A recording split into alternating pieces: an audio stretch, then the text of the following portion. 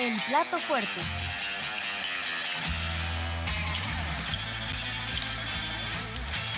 Y bueno, pues en el Poder Judicial ya les amaneció y siguen en paro y ya hay una reforma al Poder Judicial.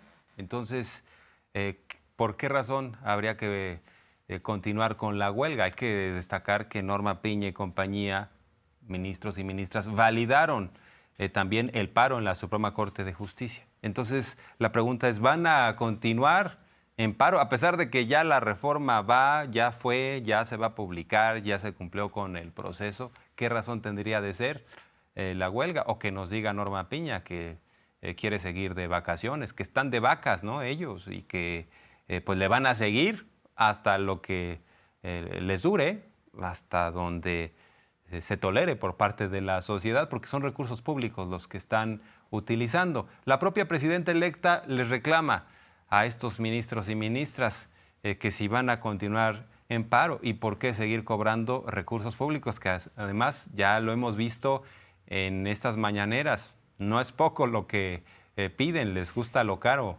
ahí en la Suprema Corte de Justicia de la Nación. Si se van a mantener en paro, que no cobren sus salarios.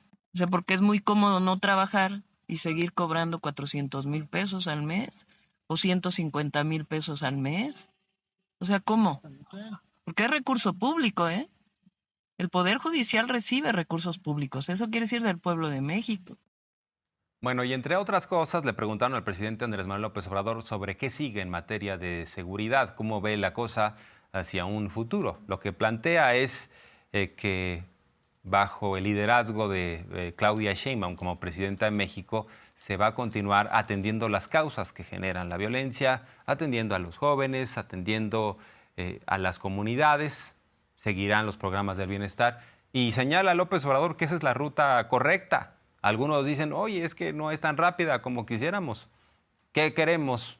Que un Calderón regresara hipotéticamente y otra vez ordenara nada más la salida de militares a las calles a generar un baño de sangre, pero sin darle alternativa a los jóvenes, a las personas, para que se puedan desarrollar en diversas áreas. Y en ese sentido, señala López Obrador que también la comandanta de las Fuerzas Armadas, Claudia Sheinbaum, es una mujer íntegra, recta y que pues tendrá en ese sentido una disposición de, sin duda, ir en contra de los grupos criminales, pero seguir atendiendo las causas que generan la violencia.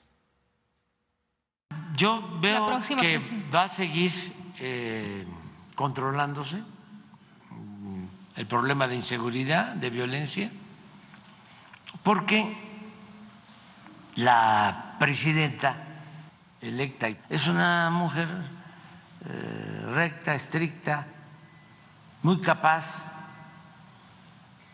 y van a continuar los programas de bienestar, ella misma lo ha planteado, va a seguir el apoyo a la gente, eso es muy importante, que los jóvenes sean atendidos, porque si no, si se abandonan los jóvenes y no tienen empleo, no tienen oportunidades para estudiar, se vuelve con la política esa irresponsable de rechazarlos. ¿En qué cabeza cabe rechazar a los jóvenes que quieren estudiar con la mentira de que no pasan el examen de admisión? Es que no había cupo.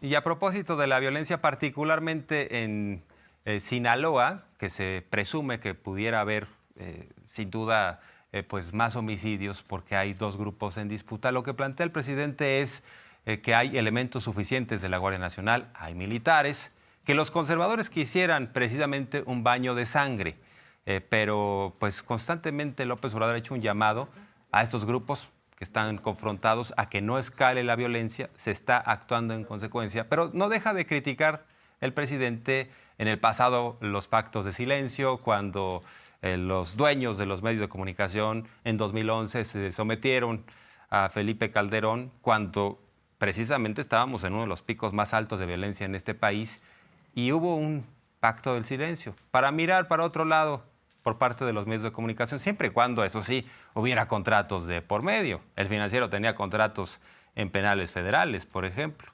Y no se diga, Televisa, Azteca, siempre han tenido esa vinculación y por eso el presidente no deja de señalar esas complicidades anteriores. En el caso de Sinaloa es esto, hay elementos suficientes de la Secretaría de la Defensa, de la Guardia Nacional, todo también para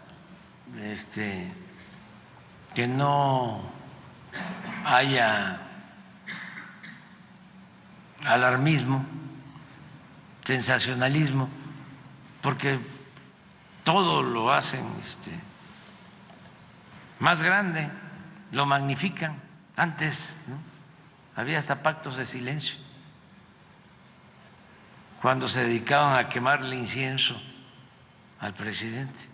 Pero ahora, como están enojados conmigo, quisiera que se incendiara el país. Ven las redes sociales, los periódicos, y es como la antigua alarma. Y no deja de señalar, a propósito de recordar lo que sucedió antes, porque recordar es vivir, que en los tiempos de Felipe Calderón operaba Genaro García Luna. Había un narcoestado y además el baño de sangre estaba en las decisiones que se tomaban de, por ejemplo, matar y después averiguar. El mátalos en caliente. Durante los enfrentamientos no había heridos, había muertos de ambos bandos. ¿Por qué razón? Porque había una política, precisamente la de tratar de ponerse la medalla ante los grupos más duros, ¿no?, ante los grupos de la ultraderecha, diciendo nosotros acabamos con los enemigos. Y no sabemos a quiénes realmente asesinaban. Hasta ahora todavía hay desaparecidos y en ese sentido el presidente plantea que ahora tenemos una política distinta, que atiende las causas, que lleva más tiempo, sí, pero ya no estamos en esas complicidades. Lo ha comentado Rosa Isela Rodríguez, no es Genaro García Luna. La secretaria no pacta, no se sienta con el cártel de Sinaloa para recibir maletas a cambio de impunidad. Antes, imagínense cómo era en la época de Calderón. Pues García Luna hacía lo que quería, era el jefe, y la Secretaría de la Defensa actuaba por su cuenta, Marina por su cuenta.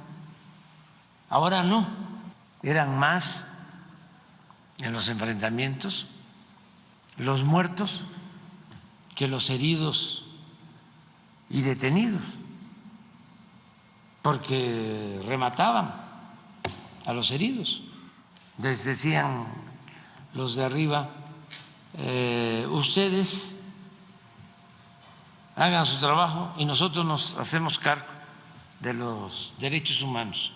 En una de esas hasta le decían, nosotros también nos hacemos cargo de que los medios de información no digan nada. Y sí, porque había un pacto de silencio. Por eso hay que atender las causas. No se puede enfrentar la violencia con la violencia, el mal con el mal. Con Calderón era una especie de narcoestado, narcogobierno. Imagínense García Luna manejando la seguridad. ¿De manos de quién estábamos? La campaña en mi contra, AMLO, narcopresidente, ¿no?, millones de pesos en redes sociales, en mensajes de internet, campaña masiva, intensa, hasta los periódicos más famosos, pasquines, inmundos, como el New York Times, periodistas premiados. Tim Golden, ya me lo aprendí, premio de periodismo, Pulitzer 2 veces, un reverendo calumniador, amigo de Carlos Salinas, sí. Sí, que salía a correr con él, aquí estuvo de corresponsal. Y así, ¿no? Anabel Hernández, con información de la DEA, todos ellos con información de agencias del gobierno de Estados Unidos. Imagínense, publicar un libro 15 días antes, vinculándome con el cartel de Sinaloa, sin presentar una prueba, lleno de calumnias, mentira, al mismo tiempo que está la campaña, ¿no? Y así, pero no fue igual, y esto nos ayudó muchísimo, el tener autoridad moral, el no vincular al gobierno con la delincuencia organizada. Un timbre de orgullo del presidente Andrés Manuel López Obrador es que hoy en día tenemos menos pobres, menos desigualdad y también ha habido inclusión hacia los jóvenes particularmente. Señala que antes reprobaban los exámenes no por falta de conocimientos, sino porque no había cupo y en el sector de la salud se hizo un gran daño a toda la sociedad porque ahora que vino la pandemia, recuerdan, pues no teníamos médicos. Y no teníamos médicos porque no había cupo, porque no había inversión en el sector educativo, todo un problema. Y ahora, por primera vez, estamos generando de nuevo generaciones de médicos que van a estar a disposición de la gente. Y en ese sentido, pues López Obrador enmarca este tipo de banderas y se las pone enfrente a los conservadores, porque dice, vean nada más lo que significa un proyecto distinto de nación, lo que significa que quepamos todos en un país. Antes el régimen neoliberal era de exclusión hacia las mayorías. Ya estamos viendo resultados. Por ejemplo, puedo decir, no solo que se disminuyó, se redujo la pobreza, 9.500.000 mexicanos salieron de la pobreza en el tiempo que estuvimos en el gobierno. Se redujo la desigualdad, se aumentó el salario, sí, pero también se disminuyó el abandono de los estudiantes en las escuelas, en todos los niveles de escolaridad. Se redujo la deserción escolar, abandonan menos la escuela en educación básica, en media superior y en educación superior. Eso es muy importante, eso se puede probar.